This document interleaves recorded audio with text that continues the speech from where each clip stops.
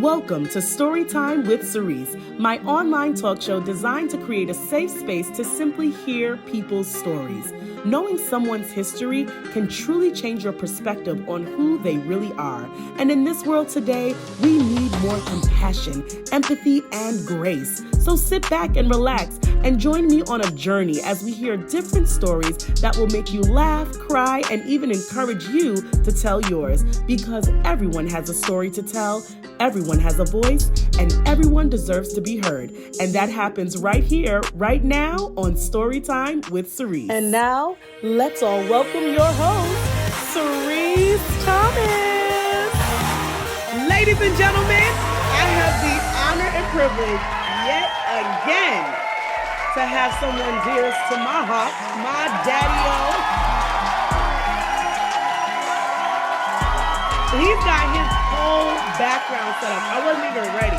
He looks cool and calm and collected, and that's just my dad. And then he comes with the whole setup in the background. So there you can see where I get that from. All right. We always ready for the show. I'm super excited because we're going to dive into story time with the Frederick Percy Dugard. Okay. So that's where I get my middle name from.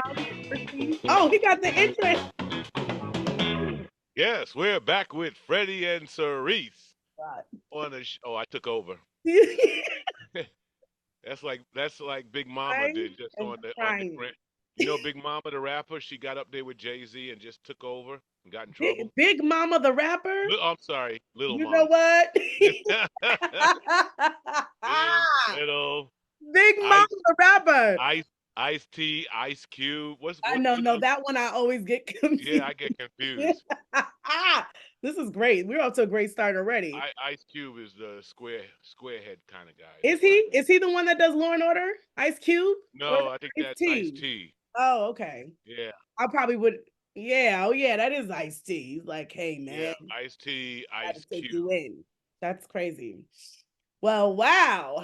I'm super excited to get to interview my father. His middle name is Percy. My middle name is Persia. Oh, yeah. So here we have my first baby girl, Persia Sirece. That's where it all comes from, the Frederick Percy. Okay. And I'm just super excited. You know what? Okay. No, we cannot do this. I'm gonna wait. I'll wait. Okay. No, I'm done. Go ahead. We are super excited to dive into the next story time with Sirece with a very special guest, my father, Frederick Percy Dugard. So let's dive in. Thanks so much for being here, Daddy. Oh, it's always a pleasure. This is great. This is great. Okay, so born and raised in Queens. I thought Cambria Heights, but you said no. Cambria Heights is the third house. Wow. Yes. So first. Yeah. Okay, so y'all started out in Hollis. Okay, that's started out in Hollis on Magnan, some kind of crazy name, right off of Farmers. And we called that the black and white house because it was black and white. Okay, so we need to go drive past that house. I had no idea. Oh, yeah. Yeah, still there. Next time I need to go see. That's crazy. Okay. So you went from the black and white house. I guess you were young. Yeah. How long were you there? Oh, probably to about the age of 3 or 4. Okay. Yeah, then we got to my grandfather's house. Oh, interesting. That was Nana Dugard's dad? Yes, it was.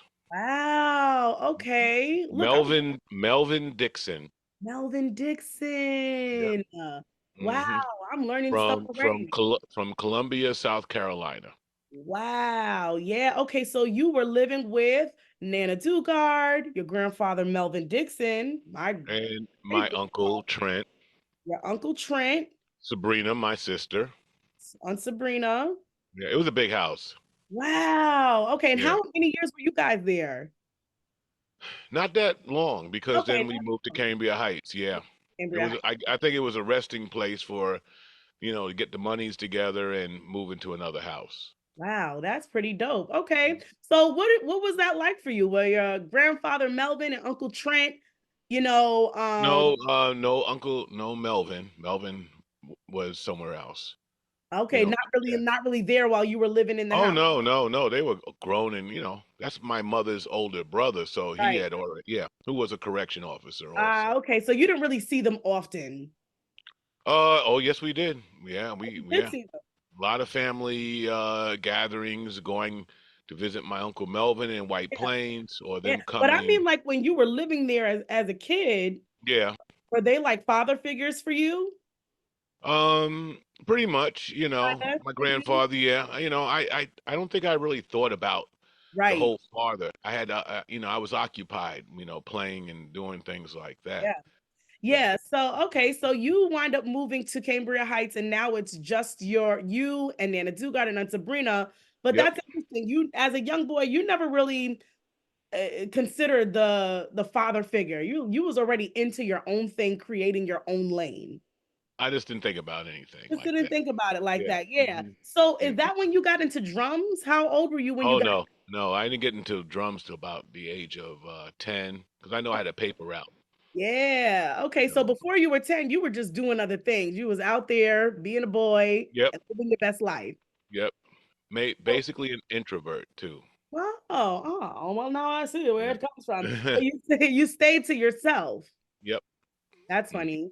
An introvert to Joe. Well, you kind of still are a bit of an introvert today. Yeah, I know. You have your moments and your people, right? Yep. All right. So age 10, you're getting older, and it seems like you get into drumming. What led you to getting into that? What inspired you? Actually, I went to St. Pascal's where a lot of things started, Hmm. but basically we were able to go home for lunch, and we had gone to a friend's house for lunch. We would go to different, classmates' houses, for lunch and then come back to school. But we went to one, and he just happened to have a red drum set, right there in his living room. So kind of sold on that, and I said, well, I want one too. So it was about buying a drum set for $100 in the bylines. Wow. Okay, that's pretty cool. St. Pascal. So this was your Elementary school, yeah, first elementary grade. school. Yep, Wow. first Pascal. first 1 to 8. Wow. So you see, you're hanging out with your friends around, which is crazy. Going home for Mm. lunch. I don't even hear about that today. Oh yeah. So you guys, was it walking distance? Everything was walking. Oh, okay. So Yeah. St. Pascal still there today? Yeah. I just went there not too long ago. What? You went Yeah. there? Yeah, it's right there in Hollis. Yeah. Yeah, Okay, right off that's of Murdoch. dope. Yep. Wow, that's so awesome. Okay, so you see a classmate with a red drum set, and you're like, I'm with it.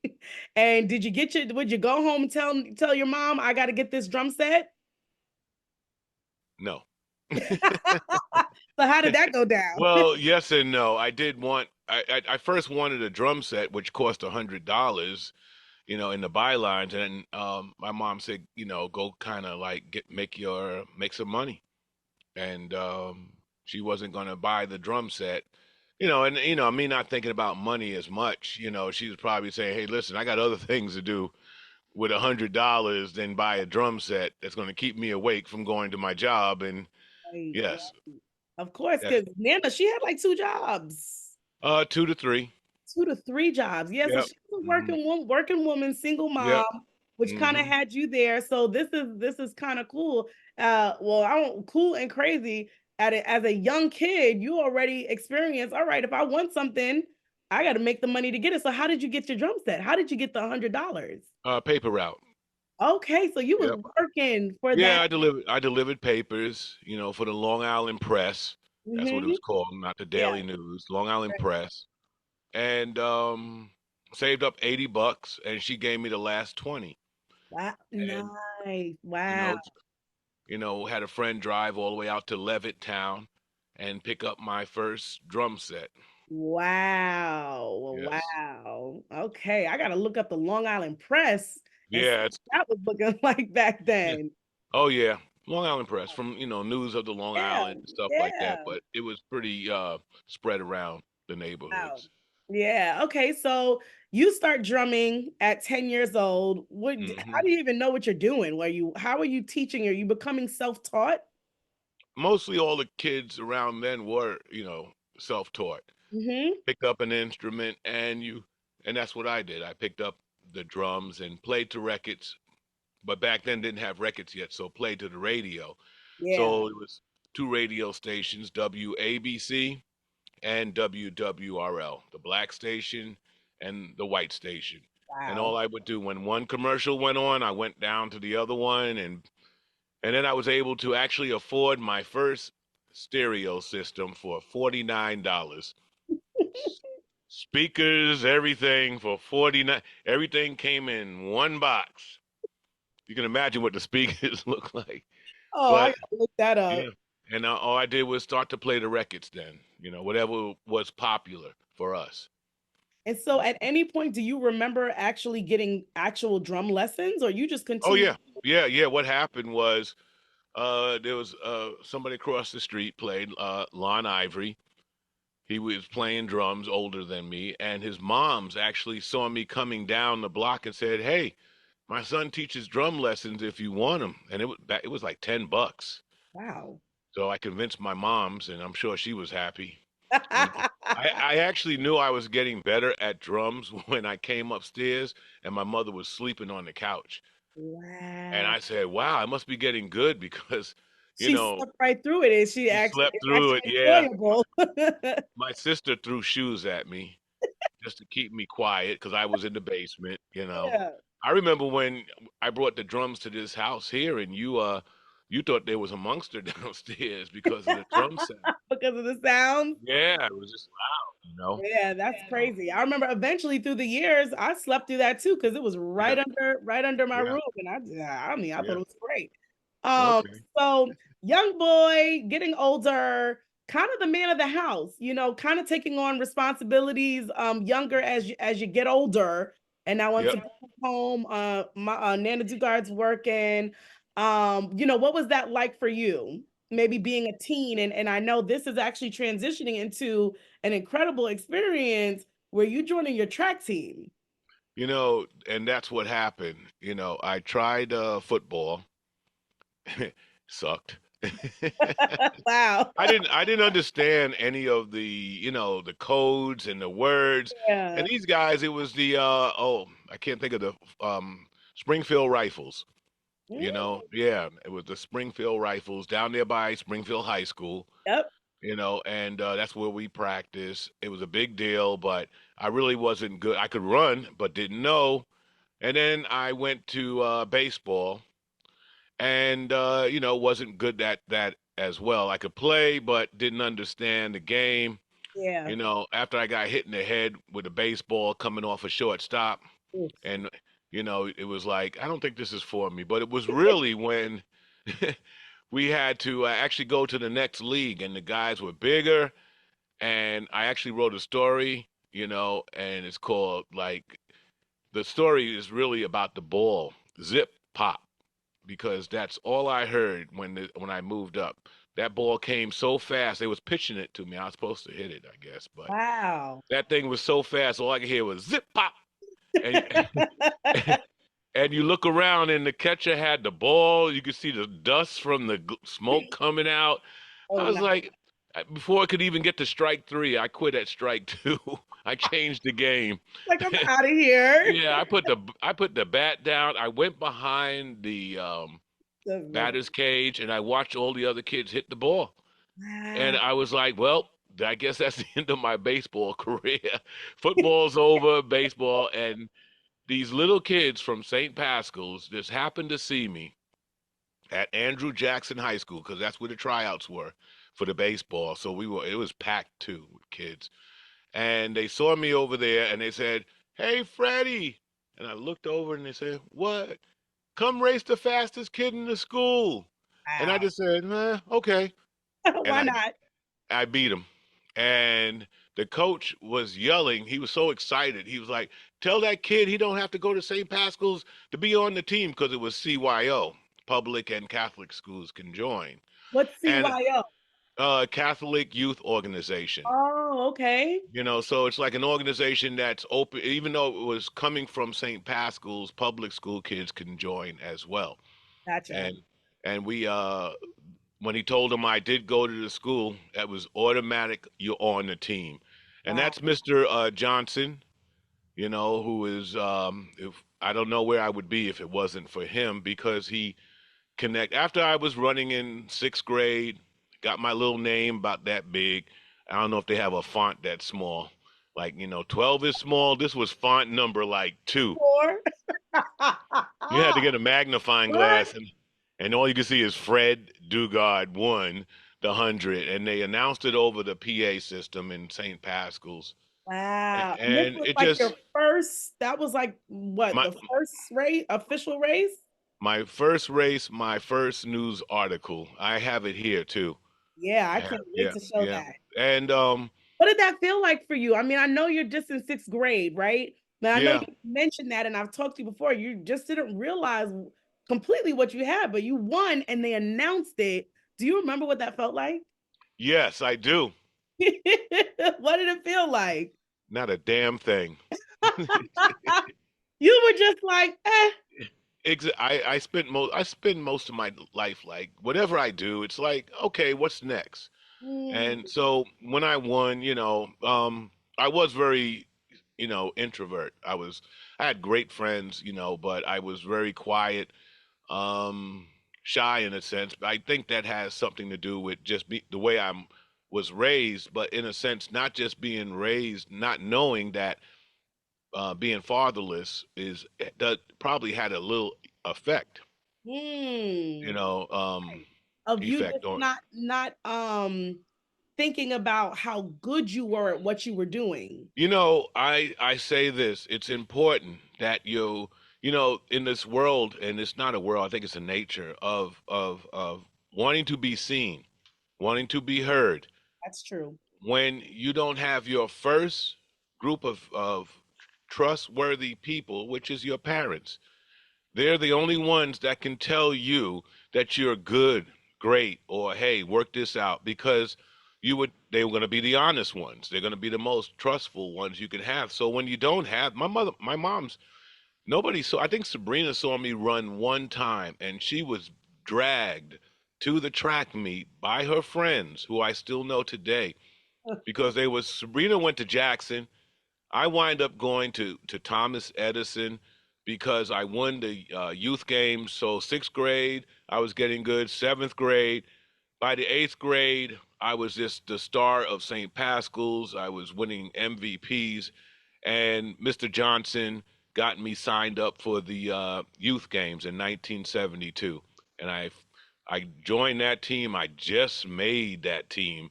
It was I was graduating the same day that they had the final tryouts for the youth games.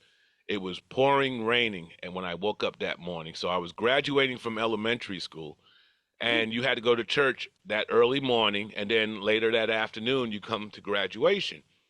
I went to church, and I'm not going to say the father's name, because I think it was Father Francis, and I could be wrong, because I can only ask my friend; he would know.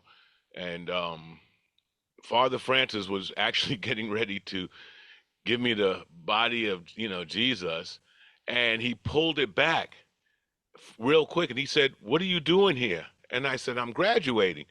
He said, "What about the kids Olympics?" Yeah, and I said, "No, it's canceled because it's raining, right?" And he said, "Wait here." He stopped everything and went and it was like 4 classes of eighth graders He stopped everything, went into the back, made a phone call, came back out, and said, "Go home, run home." I ran like Forrest Gump. Oh, in the rain. In the rain, he actually had set up two high school kids, took his buggy, his Volkswagen, and picked me up at my mom's house, drove me through the rain. I was scared because it was still raining, and these high school kids were driving. Oh my And goodness. all the way to the Van Cortlandt Park in the Bronx. We got there and it was drizzling. It wasn't even raining that hard, and they were getting ready to start my final race. I jumped in, and it was history. And Oh that's my what and goodness. that's what got me to I won the kids Olympics. Now it was a big thing, everybody heard. I was ready to go to Jackson. Andrew Jackson's coach was really happy because he heard about it, and all of a sudden Thomas Edison calls me up and says, "Come to Edison." Ah, you have, I Nina, mean, you're going through life as this young kid, sixth grade, seventh grade, eighth grade, going into high school. And these people are like, I can't believe he stopped the service. You know oh what I mean? yeah, yeah, yeah, Graduation service. So yeah, at any point, and I mean, I love the point that you said. It's so true that your parents are the first ones to let you know, to yeah, instill that, hey, yeah. you killing it. You got something good. I mean, O- you said that to me a Or, long or, time ago. or be Yeah, there. or It's be about, there. yeah, it's about being there, and just watching everything. So Wow. So yeah, the once I impact of that is you've got these guys, Mr. Johnson, the yes, police, and they're going crazy over you. And did anything ever quickly ring a bell? Like, man, I might be really good. never. That is wow. No, I mean, really, really, way, way fast forward. As when I was a sophomore in I kind of mesmerized people when I was a freshman because I came into high school and you looked upon actually the same thing that happened to me in when I was starting to run track. When I got to Edison, all the teams heard about me. So here I go to Edison High School by myself. And when I went to practice for the first day on Jamaica High School, because Edison does not have a track, I walked over there and I saw a crowd of people on the track. And I was just looking at them. And then they said, "Hey, Freddie, come race the fastest kid in Oh the my school." gosh. Yeah, another Again, team. it's like history repeating itself from the Yeah, very another first time. another teammate. His name is Kevin Gibson. Wow. And he was a grade or two higher than me, but he was the fastest kid in Edison. He was a good sprinter. So I actually did the same thing I did in Nassau Coliseum. Whenever I'm like put up to run against somebody, I always don't run. Mm. So even with him, I didn't run as fast as I wanted to, and I raced this kid. Well, we both kids in Nassau Coliseum, and the newspapers made a big deal about it. And I was injured previously, but I was still hurting, and I knew I couldn't run, so um, I blew the race. I'm glad nobody bet on me. I Wow. knew I was. I said I'm gonna just run, and I'm gonna act like I pulled a muscle. Oh, And wow. that's what I did. I ran and I act like I pulled a muscle. Wow. But that was just a piece, this track thing started off with in sixth grade, come race the fastest kid. And Yeah. that turned into an experience. Yes. Okay. Like you said, this is high school, you got sophomore, you were becoming a track star in high school. And how did that lead to your experience in going to college and just how did that evolution of track go for you? You know, I think it was Frederick Douglass. Because when he was dealing with slavery, he just said how he got up and he just ran. It was more like something in that respect. But yeah, Wow. high school, uh, you know, as a freshman, I was coming up. I was running 9.9 as a in 100 as a freshman, which was a little above. And then became the 300 came into the 300-yard race. It used to be the 300-yard run, and after a certain time, it became the 300-yard dash. You used to run it like a 440. 440 was a run at one time, and what I mean by a run, as opposed to a dash, a run is a strategy. A dash is all out of everything. Mm. So when I was running the 300, I ran it like a 440, and then my coach came to me and said, "It's a dash."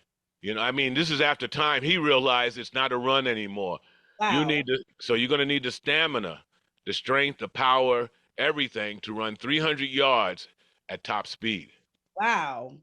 Oh my goodness. And that led me to become the fastest sophomore in the nation. And there's articles that we're going to show on here Oh that yeah. printed about you. I wish I could make it up. I know. If I did, I would say I beat Jesse Owens. Well, and it's kind of crazy because of what I know, right?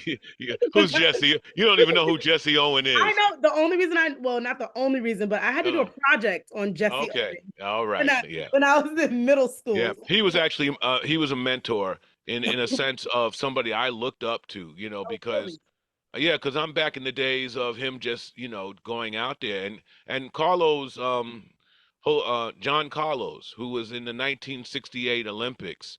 Those were the three gentlemen that stood on the platform with the black fist up. Okay. Yeah, he came to all my races in high school. What? Yeah. John Carlos came to your races in high school? Well, he didn't come. He was there, I believe, with Bryant High School. Oh, And my friend went to Bryant, Richard Outlaw, who also went to Tennessee with me, but and Eon Barrowman. Those two guys actually came. I joke about it, but my scholarship was a full ride, and Richard Outlaw and Eon because of your Barrowman, track. yeah, full ride, everything paid Wow. for, books, you name it. It At was that point, did anything click for you? Like, no, you got nope, a full scholarship, full yeah. ride, books paid for, room because of this skill you have. Oh, to a D Incredible skill. to a to a D1. And Wow. I must say though, I must give credit to Willie Smith, who went to the 1980 Olympics and won a gold medal in the relay. He was the person that made me break my record twice in Princeton trying to catch him. Wow. And there's an article on that too, because I just found out a couple of years ago when I Googled my name and for track, and what came up was how this gentleman from another school just broke my record at Princeton after 19 years. So it was Hi. Willie Smith was I broke the record in the heats, my own record. I Wow. broke my own record. I was going there with the record already. That's an article they had in the paper.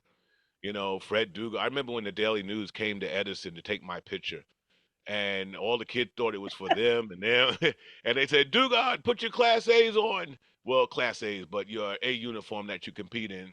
And I Yeah. have a picture of the Daily News taken with that big old camera and the flash. Smile, kid. And we went to Princeton, New Jersey, and they seated me because I was a sophomore, and these were all seniors now.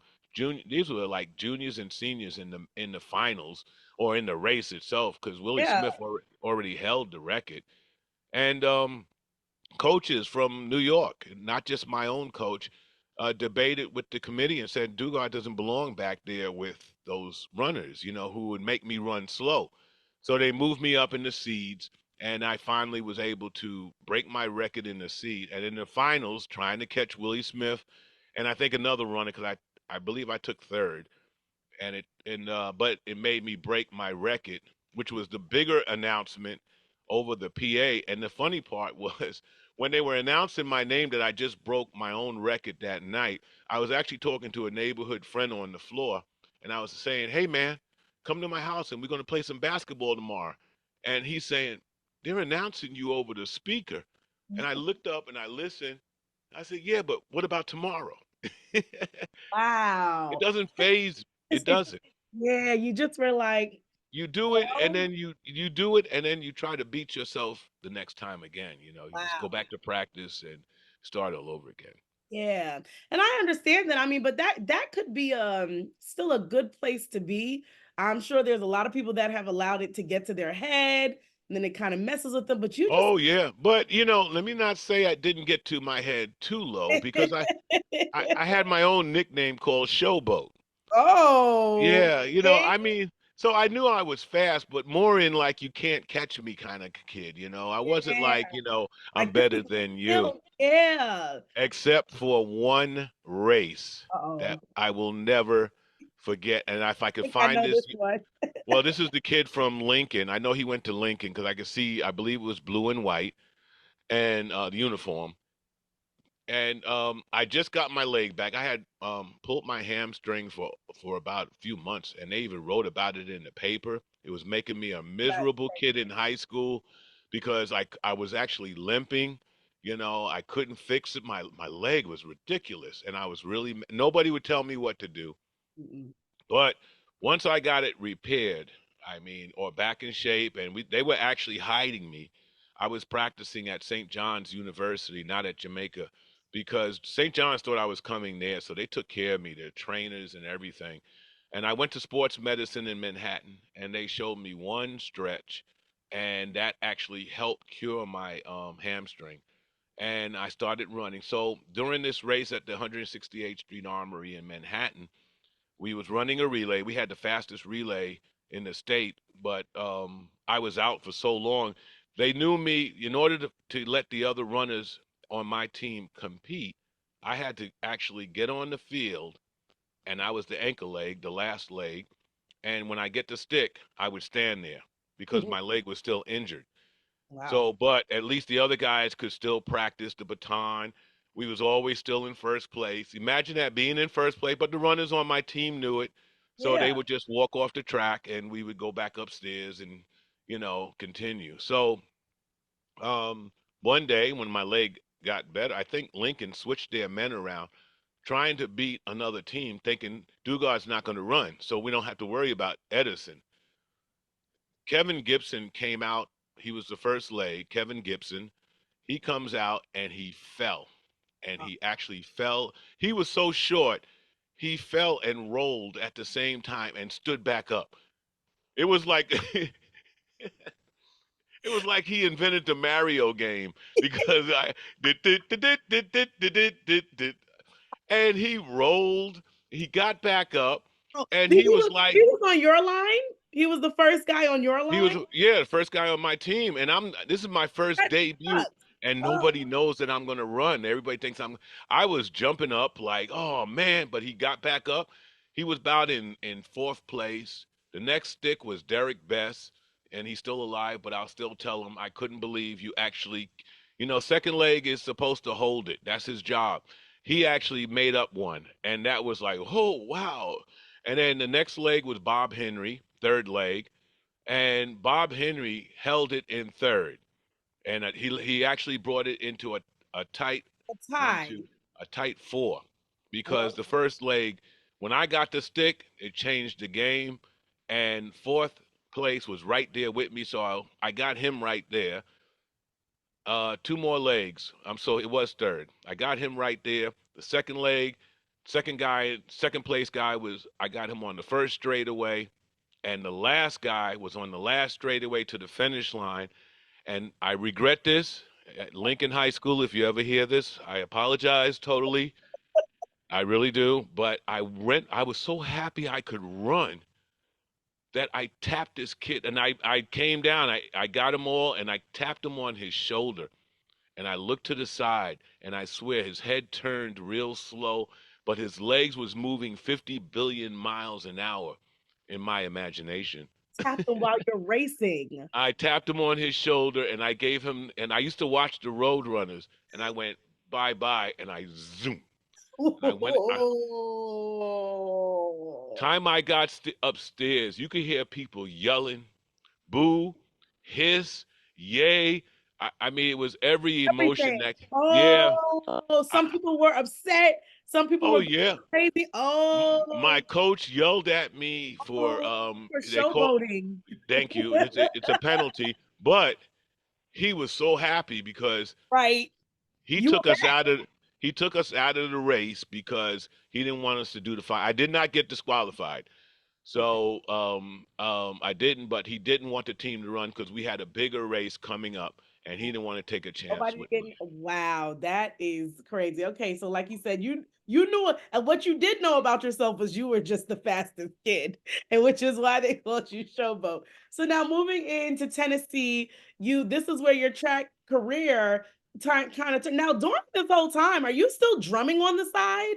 Oh, I drummed with an adult band way before I that. thought When was I crazy because Yeah. I just Oh learned no. about that. I You went into Edison playing. yeah. I and then I joined. I was playing with what I call my kiddie band, and then I got into an adult band, and How uh, and old I were su- you? I sucked real bad, about 15. 15. They had Yeah, you because they on had to drum. get permission from my mother to. Yep. And the rule was when he finishes the gig, because sometimes we're gonna finish about 4 in the morning. Uh, So she said, Well, he can only come home by you guys drive him or a cab, but he cannot get on that bus and train I know that's because we had our equipment. Our equipment would go in the van, and then everybody would disperse and go somewhere, go right. home. Gotcha, But I right. would always get driven home. They took care of me, you Oh, know. good. Yeah, Yeah. they took care of me, so that was a good thing. Wow. So you're drumming track. So tell me a little bit about the conclusion of the track career. That was a crazy run from going into 6th grade, going into high school, and now going into college. When Yeah. did you decide, you know what, next and move forward? Well, I think somewhere in college because I tell everybody, and I've done a couple of lectures at high schools and kids that are going up. I say, and I'm in a D1, and if you're not familiar with a D1, there's D1, D2, Division 1, Division 2, and Division 3. And Division 3 is like the Mississippi area, and these kids are really trying to get out of high school and into a college. Their chances of going to a D1 is they'll never make it. It's Mm, not happening. D2 they might make it, but D3 at least you can go to college. hmm I went to a D1, and like I Wow. said, I took Richard Outlaw and Eon Barrowman. They went on quarter scholarships, and they were supposed to keep me company. And I still tell Richard Outlaw today, you failed. 'Cause this was your first time you were living Away from home. home out of Oh the my. state, new Oh man. territory. So You these know guys what? are supposed to stay by your side. I'm so jealous about how your mother hooked up your dorm room, especially Freddie. Oh man. Curtains Yeah, and man. everything. What? And my I got pictures of me in a dorm room if I could find it, but it's like Got it. me with cinder blocks. It it looks like it was preparing me for Rikers, you know. It was That like part. so because I was a D1 and on Did a you have a full ride. roommate?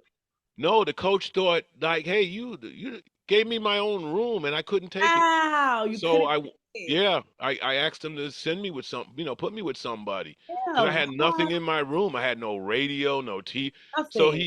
he put me with a senior track member, Okay. and yeah, we became friends. And Nice. I finally caught up with him on Facebook recently, Wow.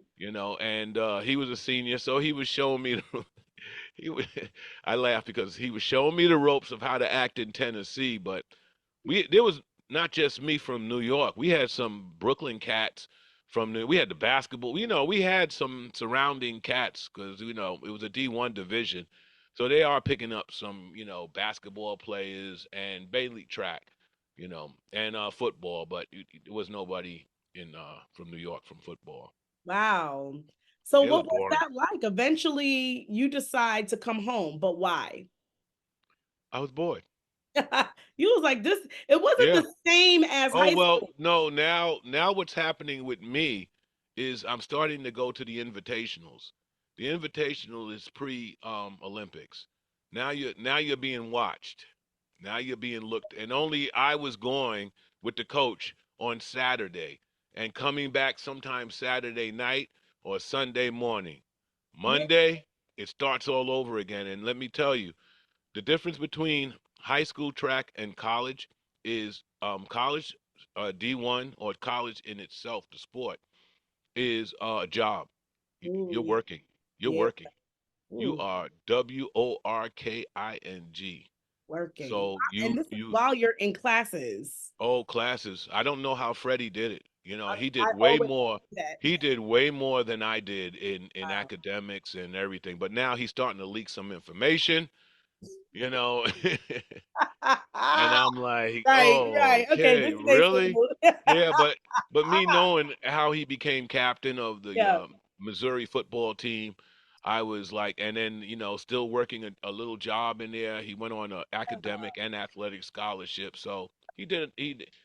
Yeah, Wow. So yeah, you got bored with it though. yeah. Even I got going bored. to those invitationals, you weren't Ugh, you like this is I this didn't like it. I didn't like it. you didn't like it. Yeah. It was too much. It was like, what am I doing? Again, this is where you need somebody to help tell you what you need to do, Yeah. and you get too much attention. You're Mm. walking around campus. I'd walk around in the town area, and I went to Cookeville. It was Tennessee Tech University was in Cookeville, Tennessee. And you see how I talk because they accused me of talking too fast. I had to order a hamburger and fries with a soda a lot slower. Get a You was like, hamburger. get me out of Yeah, here. That's how I yeah, felt man. when I went to Hampton. I was like, Yeah. woo, this is different. Woo, Yeah, this it's is different. definitely but I did enjoy. No, for the minute it was a blast. Yeah. We had I mean academically it was going great, but we had major snowball fights. It's a huge campus. It's a whole different world, Wow.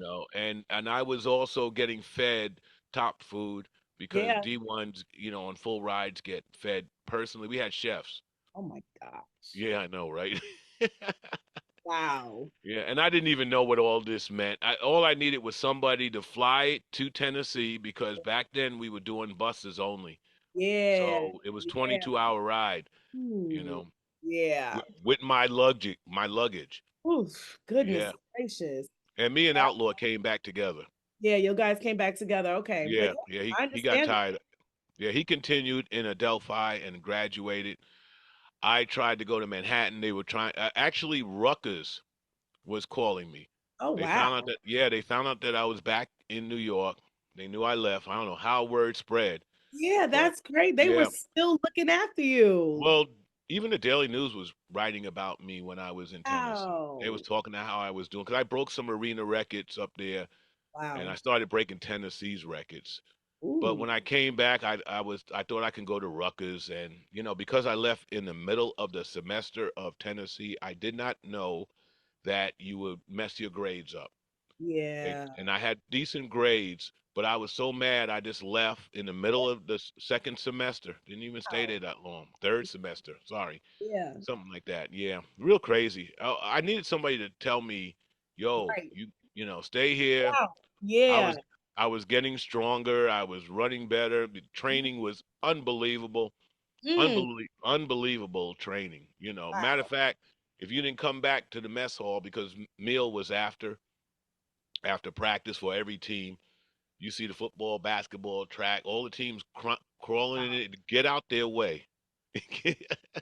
Don't talk to them. Just let them That's eat. it. Right. I They was was ruling that I place. was I was three trays, and three trays is three trays of food. I Oof. had a I had a tray just for beverage. Yeah, I was Oh eating. Oh, I was eating. gosh. Yeah, we was Wow. burning up. Yeah, and we was 10,000 feet above sea level. Yeah. So it was different. Oh yeah. Well, I mean, I still think that, every experience counts as something to the next. And Oh, I it still think does. it's crazy Mm. where how you were drumming and as a 15-year-old drumming in adult bands and that Yes. continues. So you come back home and fast forward to a bit of time, you wind up going to Rikers. Yeah, Not getting arrested per se, but Yeah, you but wind I've up been getting there a several job. times. We was gonna before I really went there. Yeah, we had friends there. We thought we Wow. could we thought we could really visit them, but So you was already visiting Rikers. well, we went across the bridge, and Yeah. that was the end of it because we said, They "Oh didn't no." let you. Wow. We turned around. Well, what inspired you to get a job as a correction officer at Rikers Mhm. Island? Eesh. When Woo. I came back from Tennessee, and tried to get into Rutgers, I was talking to the head coach. He was ready for me until he saw my grades, and then I could never get through. I could never get through. I mean, when I called him, boom, I went right through. Yeah. And then, so I had to get a job, and I actually wind up washing dishes at Bonwit Tellers at 190 degrees. I know the temperature of the water, What but is I that had to get place? it. He said, where now? Bonwit Tellers is very famous in Manhattan, Oh, and it was on the 19th floor and no elevators. oh, By the time we come there in the morning, you had to go up 19 flights, and by the time we got off, you had to walk down 19 flights. oh my So gosh. I went back to Edison after I don't know a few months, and I said, "Hey, listen, you sent all these guys to Eagle Electric in Queens. Everybody that graduates from Edison can guarantee almost get a job somewhere. So we were almost good for Eagle Electric. And I Yeah. went I went to my shop teacher, and he wrote a letter and he sent me somewhere else. I actually went to Ideal Toy Company and a few other places, and I got a job with Martin Brass, and they're a German family, and they're known for. I was a machinist, Wow. so they are known for machine shop, and I learned so much from them.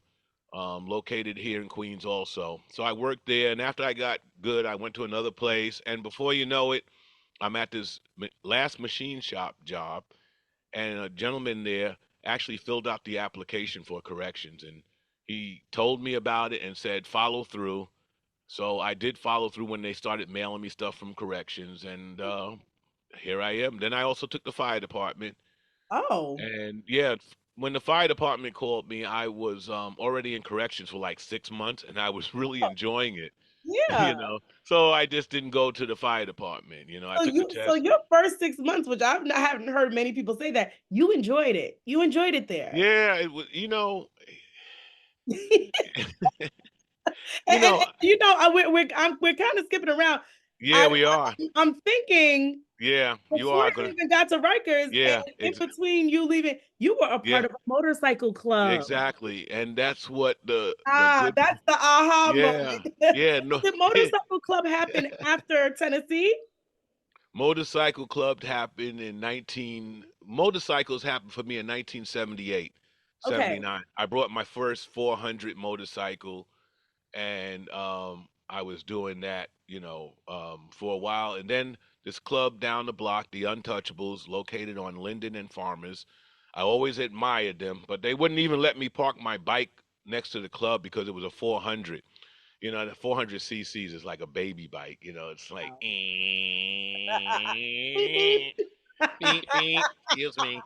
So Excuse I me. graduated after I stayed on that bike because it was my first, so I stayed on it long enough, and then I grew to a Kazuki 1000. I went big, and by that time I was still hanging around the Untouchables, and now they gave me a little tiny respect because they have to see you a lot in order to accept you in around their neighborhood or their Now, house. what drew you to a motorcycle club? Like, what made you Man, say, I always loved the sound of motorcycles. Since okay, I was a little kid, I had a bicycle. Back then, we used to put a baseball card and clip it to the spokes, okay, and it would go, okay, and then we did balloons, and balloons would make this motorcycle. So I was always, I think it's a okay, young man. We always had this, in my neighborhood, where we were always into cars. got Since you. when we were young, we used to take engines out of cars and put them on wood blocks. Okay, Yeah. okay.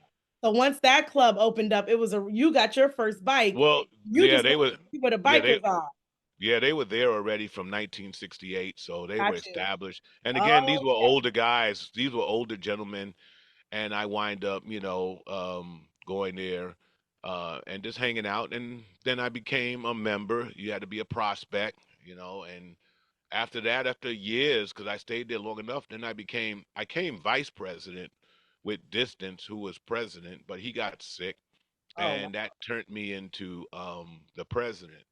That is And we were getting ready to have one of our largest, and we have hundreds of bikes when we have parties, hundreds. It's a very popular club, and we were connected with some real notorious clubs. oof. So that's why I said going to Rikers. I actually Yeah, saw. that's why I'm like, wait a Yeah, minute. yeah, You became president of yeah. the motorcycle club. So now Yeah. you enjoyed your first 6 months 6 months at Rikers, which is so wow. Well, what I mean enjoy, it was a Oh definitely yeah, no, I know. rude awakening. I couldn't drink coffee for, maybe 2 or 3 weeks, maybe Wow. longer. I was real, yeah, it was so when I mean fun, yeah, but it was not a great place. Yeah. But I think I started looking at everything as an experience. And because of that, everything I did in Rikers was a lot different. I did a lot of different things in Rikers, even cutting grass with a tractor. Yeah, I did that. I killed a snake. Yeah, that it was about 7 feet long. No, I really did. That was fun. I killed this snake with the lawnmower Oh my by accident. God. It was a boa constrictor. Oh, It was albino. And when I killed it, I actually, because it came when I must have ran over it by accident. It came up through the bottom of my tractor, and I looked Oh, down, and I said, exactly. But and yeah, and so this is the funny part on Rikers. oh. I jumped off the tractor, right? And the tractor kept going. And one of the officers up on the bridge looked down and he told me later, he said, I thought you was trying to cut a design because the grass was like about, 2 feet high. So you could see the zigzagging and so, Oh my and it was God. like it was close to roll call. So I go in the building to roll call, and I'm trying to tell these big officers with guns and weapons because they all stand. I killed the snake. I killed the snake, and they're like, "Yeah, get at it." Because I always joked around with the guys. Nobody believed me, but this one officer, he went and he actually got the snake. He got this big, and it was about at least 5 feet long, and that's when everybody believed me. And what Oh, did we do with it? We put it on the bus and we turned it around. It was dead, and we turned it around with the head facing the door because there was an officer that came in 5 o'clock in the morning and he had to get on that bus. So we was gonna wait. The midnight crew was actually waiting for him to go over to the bus and open the door, but the midnight captain found out what was up. I wasn't even there because I was oh, so he I took. was there. So when he opened up the thing, no, the captain said he found out and he talks real country. The captain, he said, "You take that cotton picking snake out of that bus for that boy have a heart attack on my watch." Oh, he even yelled at me when I came in like I had something to do with it. I played dumb. Like, Cap, what you talking what's about? name? See, Yeah, this is the Joker. Isn't that name that name Joker was assigned to you in the motorcycle yes, club. in the motorcycle club And after a while. Yeah, it just seemed to carry through straight into Rikers. But like you said, I know you had your experiences at Rikers. 20 years? it was 20 years. Yep, 20 years of and fun. on Rikers Island. I And seen, I know I later in seen the it. oh I, my I God. seen escapes held hostage for 3 days on 91. You remember that because you're always older now. But I had to stay on Rikers for 3 days because the officers had a walkout and nobody could leave. That was really bad. It was really, but there's a whole big story behind that made it also fun. I But actually escaped from Rikers Island because I worked outdoors in SOD. I worked in Special Operations Division, so I could sneak out because I knew how to get off Rikers and get right back. So I went to the deli and I got a bunch of sandwiches for the officers in my command because the other wow. officers were bringing pizza. I mean, officers really looked out for everybody, so Yeah, we were yeah, cool. yeah. But it was it was August. It was hot. It was Yeah. sticky. Oh my Yeah, you don't God. know what it's like on Rikers in the I summertime. can't imagine in general. You've had quite the experience, and I know even just as you started to head towards, and you got to bring your drumming into Rikers. Yeah, yeah, we I started a remember band. showing up and Yeah, seeing you you. came up. You came and then It makes was wonderful. Granted, I was on the other yeah, side, but yeah. it was a wonderful time. And you seem to make a lot of lifelong relationships. But I think one of the things that stuck out to me when I would sit down and talk to you from time to time, retirement approaches after 20 years of Rikers. Um, Hmm. and you head into this place of retirement, kind of rebuilding your life. And I'm hearing you kind of because I met people and I'm like, how's this person? How's that person? It wasn't all too good for everybody that came out of Rikers. And that was something that I learned over time that it wasn't easy leaving Rikers and and Yeah, getting yeah, some type of mental health yeah. I over the actually, thing, I actually, yeah, they have. I think I read somewhere that the life expectancy was originally 10 years after retirement, and it went down to 6. Wow. So you're not supposed to. Well, and I kind of get what it is you need to do when you retire from any place. It's not just Rikers. It's just the lifestyle you had for so long of a period. Now you need to fill that void with something and hopefully a passion or, maybe another job. Something that makes you do something close to what you used to do, but maybe not as much, is what you should look for. You have to do something. That Hmm. whole go fishing, sit on the couch with a remote control is not the answer.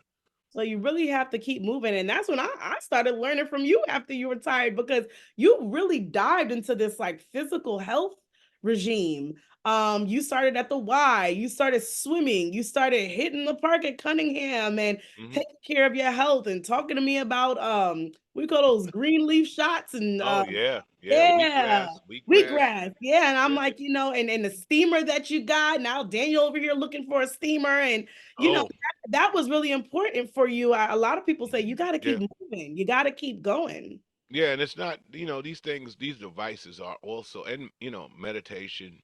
You know, I Yeah. meditate. Yeah. I love, reading. So I read a lot in terms of finding out what makes us humans tick. Yeah. Yeah. Wow. And while we're ticking, how can we fix too many of those things that are ticking? Too many things going off in your head, especially when you get, older. Yeah. We're aging, you have a whole different perspective. Like they say, you have more days behind you than you have in front of you. And you do. But, it's all good.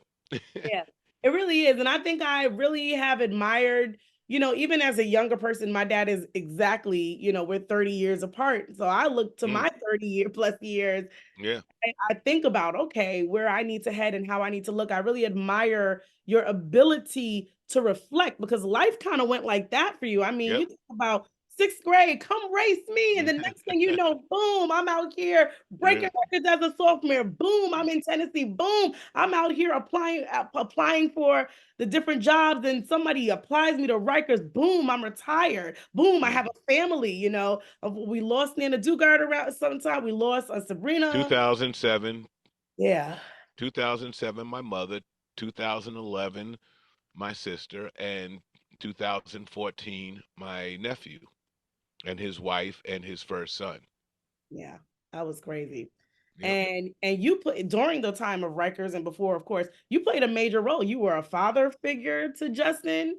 You were, I Yep. mean, in many ways, you were still a man of the house with Nana Dugard and Yeah. Sabrina and balancing. And I love what you said one day. You said because you eventually went into therapy, and you're Mhm. going through all this, you're juggling family, but as your kids, we just saw daddy holding it down. We didn't see this guy who's overwhelmed or not. We just saw daddy holding it down, coming in, Freddie running to you, daddy, daddy, and you saying, give me one Not second. now, Daddy not got yet. home almost right around the time we got home from school. So we saw Yeah. we saw you very much. Yeah. And one of the things you recently said to me was, wow, if I was who I am today, because you wind up taking therapy, which Yeah. encouraged Mhm. me to take therapy, and just the Mhm. power of learning about yourself. And you think Mhm. about how you had to deal with, your family and mommy's family and Mhm. everything, just your own kids and your other Mhm. beautiful daughter Donna Mhm. and Mhm. everything in your life. Learning, you always say who I am today. um Imagine Yeah. if you could know those things when you. Yeah, but that's not fair to the universe. You need to go through all these life Yes. experiences, and you really need to find that these things, negative or positive, even the negative, you got to, well, you learned something, didn't you? You had to have learned. And even while I was in Rikers, I talked to so many different inmates, and just hearing some of their stories of how, from adolescents to the adults to not too many of the actual murderers. They were there, but they're not ones. Not that I had a fear of talking to them. They don't talk. Mm, I saw one, inmate that was definitely, had killed somebody. And when I was taking account, at night at that, but he was actually standing by the bars when I was taking my count. Normally they're in their bed or something. mm, You can hang out like that as long as you're in your cell block. And when I looked at him, his eyes, they were black. They were so black, and it looked like he was looking at me and I was looking at him, but I see him, but he was seeing through me. And ooh, that told me that he has no soul. So murder is easy. mm, Yeah, it's easy. You don't see nothing. That's my theory, yeah, you know. yeah, wow. So, Ooh, and these are one on face-to-face experiences that you've had. I can't imagine going through life and speaking to people who have made these major crimes or mistakes, Yeah, and a lot of mistakes in a lot of Rikers. mistakes, a lot of Yep, mistakes. they don't belong there. They Yeah, just got caught up and they have yeah. no bail money. They don't have family. Wow. They have no guidance. I'm surprised. I mean, I could have had my turn. Hmm. Inmates used to say that, yo, CO man, you could have been back here too. And I said, yeah, but I could run Yeah. and I could run fast. Yeah. Should have been on the track team. Well, very admirable all that you've come through in your experiences and the things that you've been doing with your band, Dugard's Hit Squad, and Yes. people look at your life today and they're just like, wow, it's wonderful where you are today. People are not everyone's there because you have an amazing relationship with your children, all three, Hmm. with your children's children. Um, Hmm. And person, let me not, I don't want to exclude my half brother, Uncle Jimmy, Jimmy, yeah, absolutely. Yep. because he was in Memphis when I was in Tennessee in Oh, Cookville, and wow. he invited me to his house when I know I couldn't make it back to New York. So that was 50 miles away, and I would get on the bus, and that wasn't that bad to come to Memphis and hang out with him. Yeah, that's so awesome. Yep, Uncle Jimmy, just family and learn and evolving through that result and even resolving some of your own experiences with family and your father and Hmm.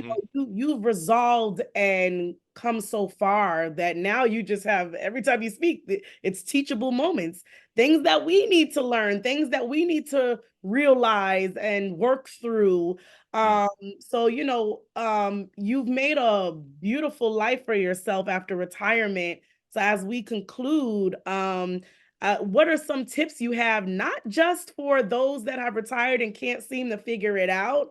Because what I felt like I've seen you do was you retired and you just resolve things with yourself, with your children, with your family, with the right friends, got rid of the wrong friends. You Hmm. created a space that was healthy. Health is wealth.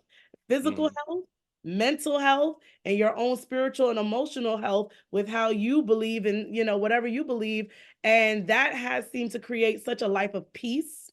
Things keep coming to you.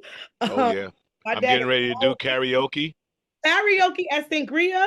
Yes, Sangria karaoke. I cannot wait. Now those are gonna happen on March 2nd. starting March 2nd. Is that what Saturdays, every Saturday? Saturday from 7 to 10 p.m. Every Saturday. Sangria, Yes, March 2nd, yes. every Saturday. And I my band is there on Wednesdays from 6 to 9. 6 to 9. So and he goes live on Facebook. Oh, yeah, If live you're on not in the Facebook. state, you can check him out and see what it's about. It is an amazing time. The last time me, Freddie, and Daniel got to pop up on that Oh, karaoke at yeah, that was Sangria, great. Yep. it was Hmm. a wonderful time. So you what you do today is you have so many teachers, you have people under you, like Osai, and Osai. you're Yeah. able to pour All back. my drum students are still hanging around, Wow. still getting calls from them. Some of them have done excellent things on the drums, and yeah.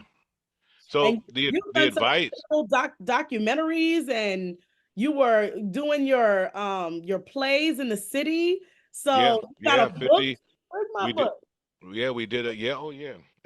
Got it right Oh here. yeah, short. Yeah. You So you know eh, got a that chapter in here. that was done, and it was such a great thing. First of all, the advice you was telling me to give people was the same advice you was telling me what I do for myself. All Yeah. of those things, just keeping monitor all of these, get rid of the negative people in your life. Put them to the side. You told me this. Yep. You don't have to get rid of your certain people. Just put them steps behind. They only get certain intel That's it. information. But That's it. that creative book there, I mean, creative writing book I did, that's published by a real publisher. It's not a self book. I didn't write the whole book. I wrote a little story in there, but it was my friend and great partner, LaForest Cope, Lala, who helped me write this, who's an English professor at York. And Yes. Shout out to Lala. she put me out here to write. I wrote 14 pages and she ripped up at least 10 of them. And I finally got it. Took a long time, and another gentleman by the name of Blick, who's won so many writing awards, he helped edit it before it was sent out to the publisher, and I was published. So Wow. it's, and Wow. I also have a video on it, that I did to it. Wow, awesome. That's incredible. Well, people still glean from where you are now. People that are your age are looking like, okay, I need to, make sure that I'm also investing in my health, my physical health, my Start young. start Don't young. Yeah, Yeah. don't wait until, like the tsunami's coming and you want to take swimming lessons. You Right. know, it's like the wrong time. It's the wrong time. It's too late. It's like, yeah, and I think because I ran track pretty much, all my life, I did put on the weight in Rikers because it was definitely a sit down food eating place. And but before I got out there, I said no, let me see, and I'm still attempting to lose some more weight, not You too look much. amazing to me. Oh, thank you. You look amazing to me.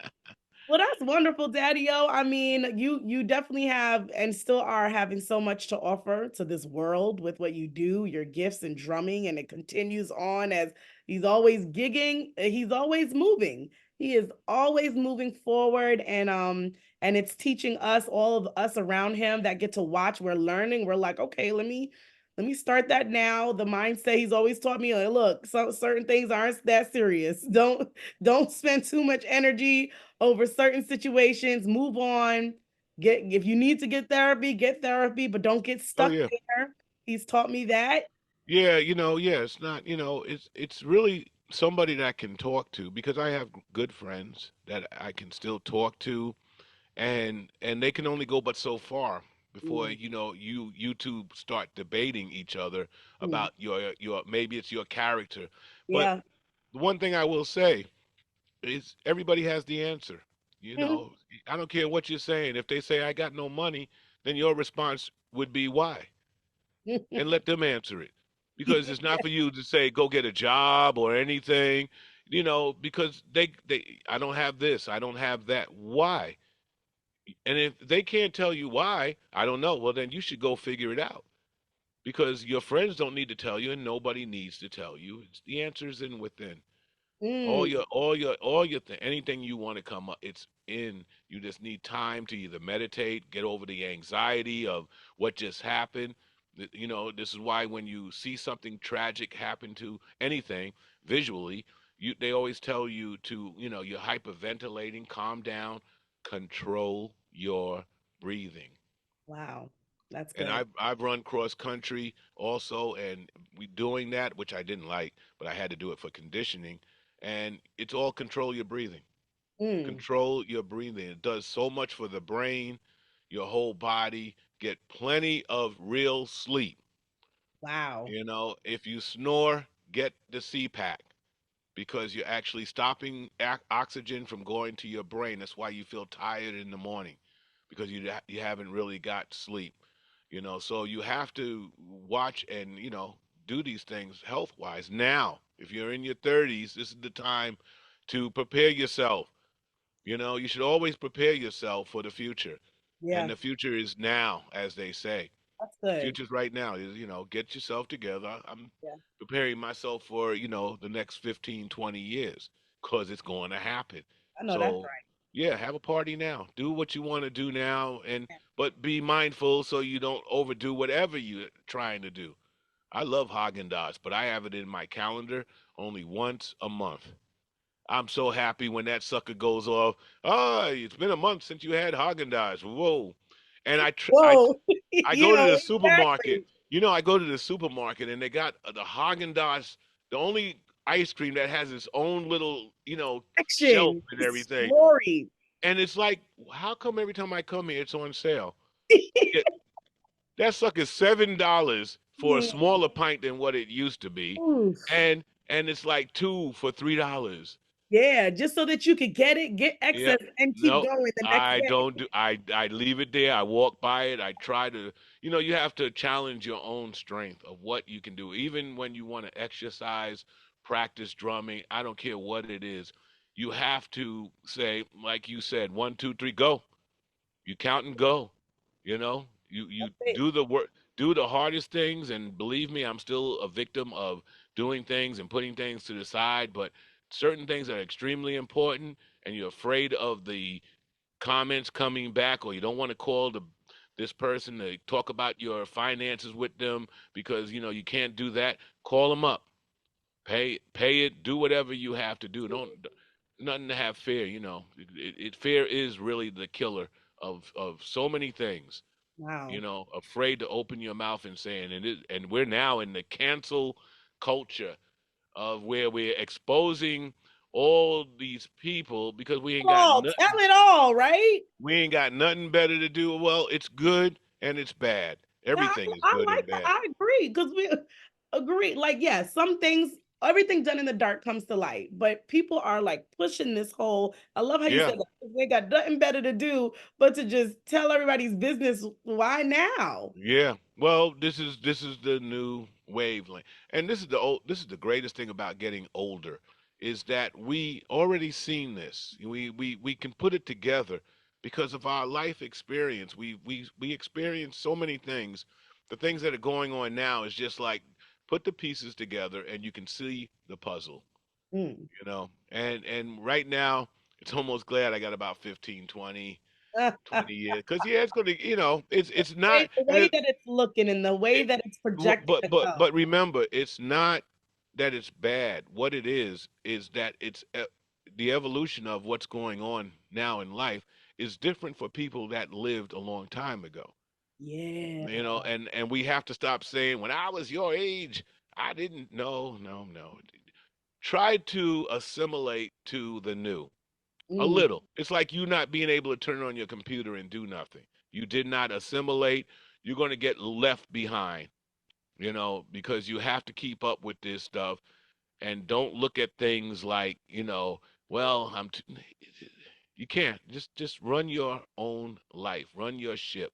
Yeah. Run your Be the ship. captain of your ship, and Yeah. all your emotions are those little people under you, the subordinates that you have to control and make sure they're in the right place of the ship so that the ship can have smooth sailing. Love that analogy. Love that. My dad is like an analogy king. I love that. Your emotions are, he said, your emotions are like little subordinates that you Hmm. have to make sure Yeah, to get in the right place so you yeah, smooth sailing on your ship. That's that's a right. whole message. That's And and so and real. I'll Wow. say I'll say this: if I was a passenger on a ship, right? If I Mhm. was a passenger on a ship and it was about to sink, because of this new culture, I will identify as a woman and get on that raft boat. That's right. Who are you? I'm a woman. That's right. Put me on there. Put me on there, right? I'm Woman, a woman, woman and that's my children first. child. Yep. Woman, I'm I a woman, that's identify my as a baby. 2-year-old. I am Yeah. a 2-year-old baby right now. So I don't care what you think. All right. I'll have you arrested. I'm weak. This is how That's I right. identify as a 2-year-old baby girl. Put me on that rack. Put me on there. That is I'm not a hilarious. hero. Oh man. Well, Daddy-O, I knew the nuggets of wisdom were coming and they came in Mm. rows. And I just thank you so much for being on this newly launched story time with Sirece and just And sharing. good luck with it. Thank you, thank you. I've learned so much from you to just keep doing what you love. Nobody can stop you. You don't have to wait for someone to call your name. You can do what you love, and if it's good, it'll attract what it needs to attract. So Exactly. That's how it happens. You try to cheat people out of something, or I don't. It's amazing, but you don't know it, and you won't even know it when you see things that are negatively happening to you. mm, The only thing you might know is your actions of what you are doing negatively to somebody else. yep. If you affect any human being, you can do anything you want, but if you affect another human being that makes them, have some bad issues with what, you're gonna feel it. It's gonna It's come. You gonna live come by back. the sword, die by the sword. Hey, You hey, know, you heard it here. First, do second, unto third. people as you want them to do unto you. That's right. It You, just keeps going on. yeah, absolutely. These are true. These things Yep. have been said for thousands of years, Mhm. thousands and thousands and thousands. And how many thousands am I up to? 'Cause I'm trying to get to 70 million. Not just thousand and a thousand. That's Oh two. my No, a little gosh. longer than that. But that's real. These are Yeah. principles that are set in stone. Oh, yeah. And Yeah. so, do good, be kind.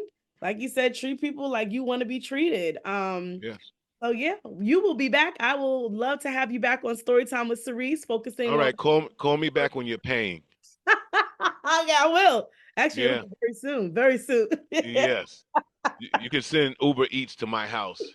Actually, that's not a bad idea. That's right. Yeah. Oh, girl, where you live? Okay, I'm sending you a ham sandwich from Uber A Eats. ham sandwich. Yeah. I like that. We did a virtual concert down here in the basement during the pandemic, and the company, the Presbyterian Hospital who hired me and my band, um, they actually sent out Uber Eat $150 Uber Eat gift cards to every, because it was done all through the nation, and it was yeah, and they sent them Uber Eats and a bottle of wine to watch while watching our concert here in my basement.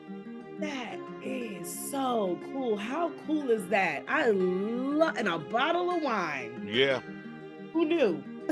All right, guys. Well, thank you so much again, DADIO, for being on Storytime with Sirece. We'll be back here next week with another episode. So make sure if you guys like what you hear, subscribe and share. And again, thanks so much for being on Storytime with Sirece. Get it, DADIO! You killed it. You killed it.